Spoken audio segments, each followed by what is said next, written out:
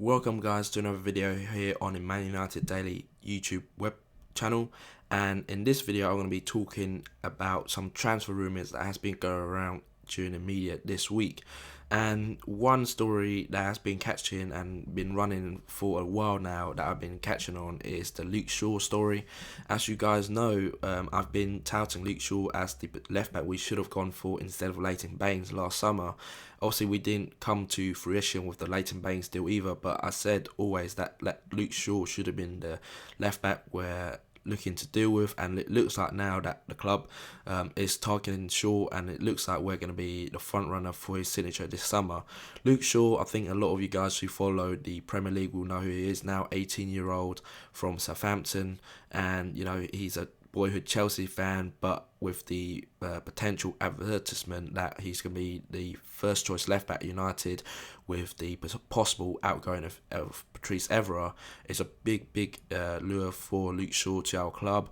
The fee being touted at £30 million for around 100,000 a week in wages, and I think for what it's worth, I think he could be a potentially a very good signing. Obviously, it's very much like the David De Gea deal. I think that we are and are willing to invest in the best young talent, and in order to secure them for the next decade or so, our club playing first choice football. And sure, I think he has all the pedigree and ability to succeed at United.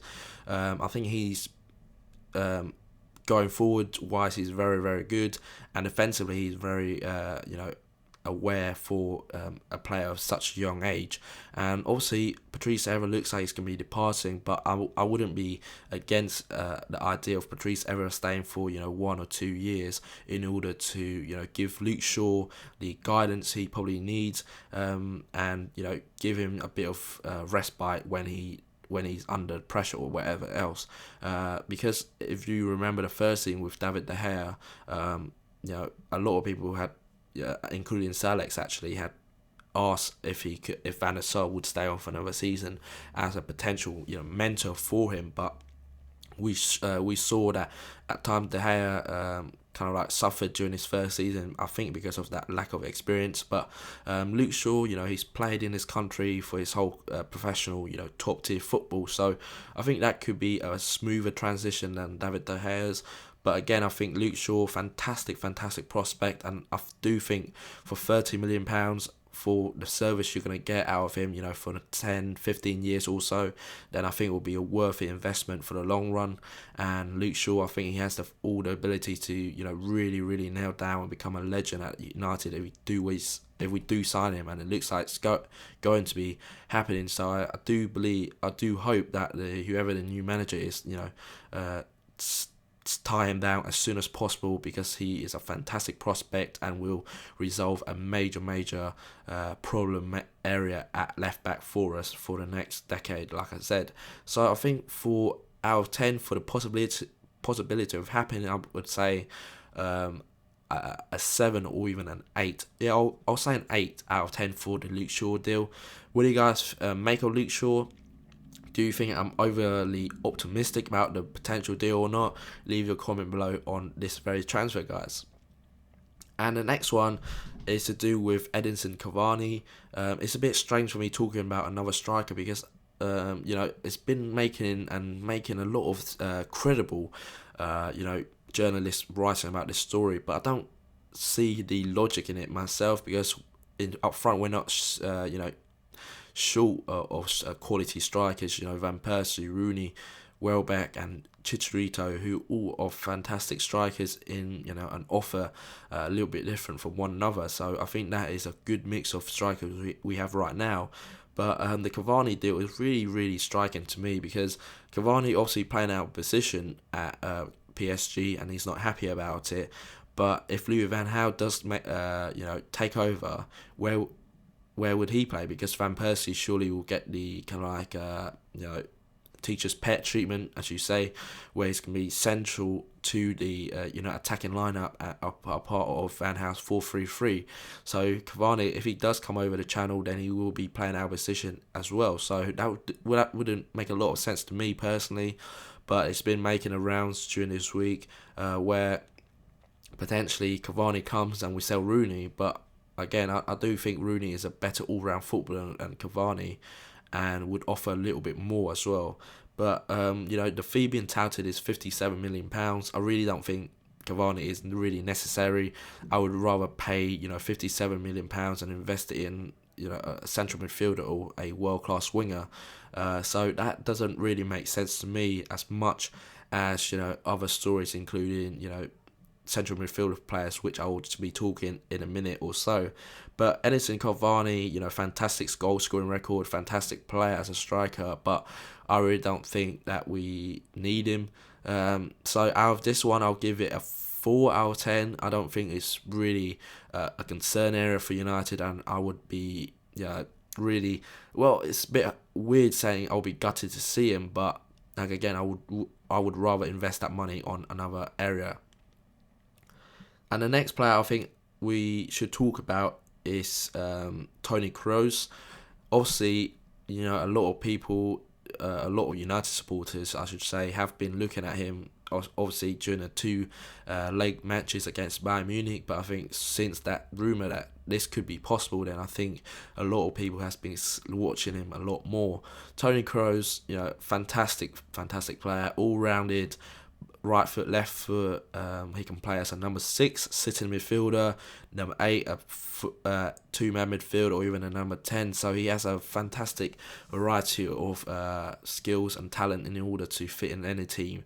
I was a bit surprised to be hearing this, kind of like transfer rumour about Toni Kroos, because I thought he was such an essential player for Bayern Munich. But again, there is a situation regarding his contract where Bayern Munich are not willing to, overpay the odds to retain him for his services, which I don't get it, because he's 24, about to get in the prime of his career, which if he improves any more, he could be a all potentially the best central midfield player out there because of his overall technique. So I think Toni Kroos, fantastic player.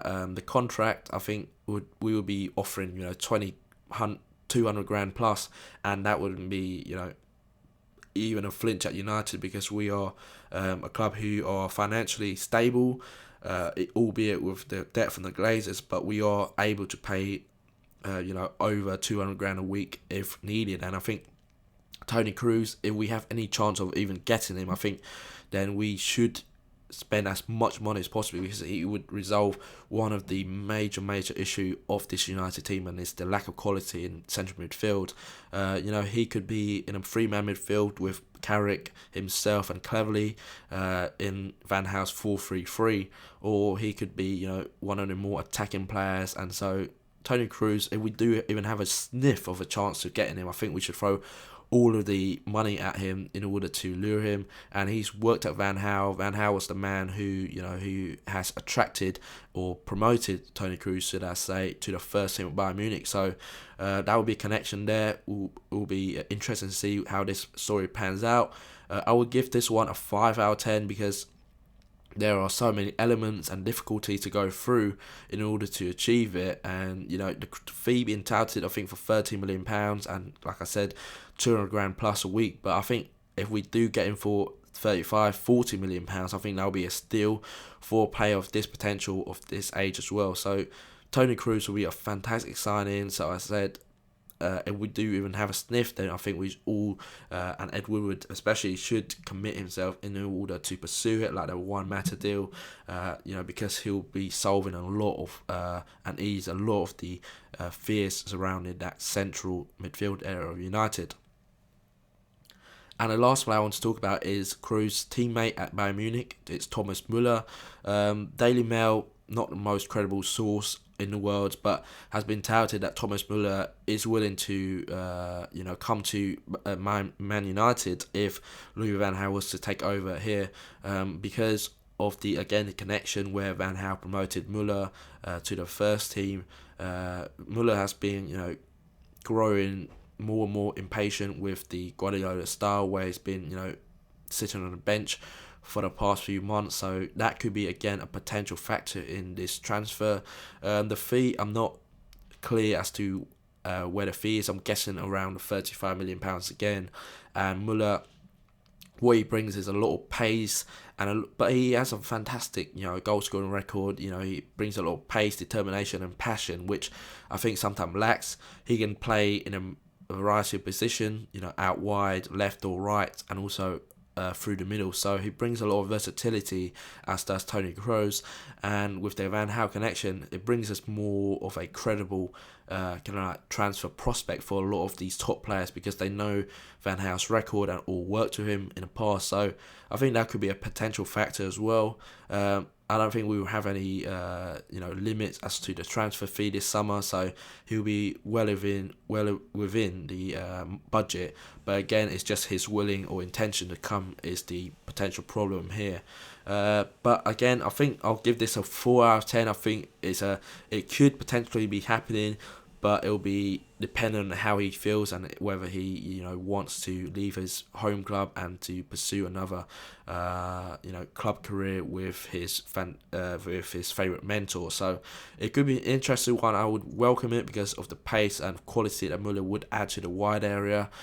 So yeah, keep an eye out for this one because it could become interesting. So I think overall, just to wrap up, I think although I just gone through a few players, there will be a fantastic amount of rumours and news this summer, because United know they have a big rebuilding job, and with the budget being touted around £200 million, we expect a few new faces this summer. So I'll be bringing you guys a lot more videos, hopefully, of the potential transfers and also confirmed transfers, hopefully, of these world-class stars. So there you guys have it for another video. You can follow me on Twitter at ManUnitedDaily. Check me out at ManUnitedDaily.com, or you can give me an email at ManUnitedDaily@gmail.com. Again, thanks for watching this video. You can give me a thumbs up, comment below on any of the players, and subscribe to the channel for more content. Thanks for watching, and I'll see you in the next one. Cheers.